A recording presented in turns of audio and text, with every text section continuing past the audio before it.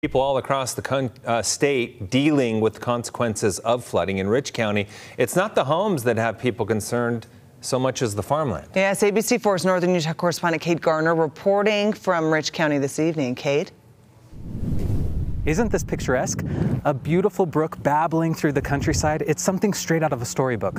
Well, this is not a storybook. And in reality, this is floodwater from late winter storms that have created a nightmare for farmers in Rich County. You tighten your belt a little more every year, and a lot of guys, it's getting about as tight as it can go. Agriculture workers are having a tough go in Rich County.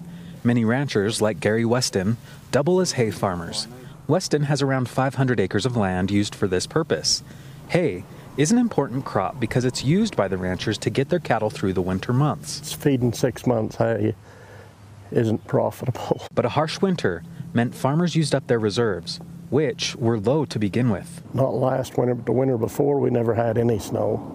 We never had, our reservoir never got half full. We didn't have any water to irrigate with, so we didn't raise much hay, and we had to buy all of it.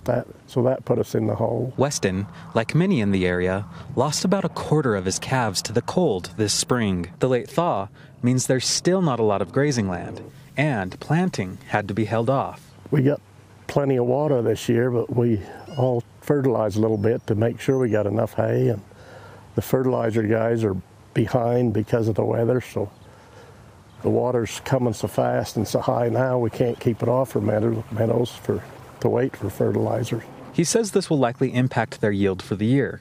And according to the Utah Department of Agriculture and Food, 20 to 30 ranches along the Bear River have been impacted by flooding.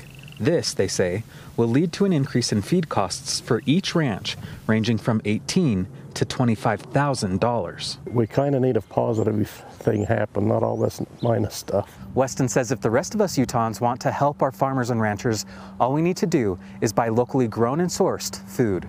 Reporting from Rich County, Kate Garner,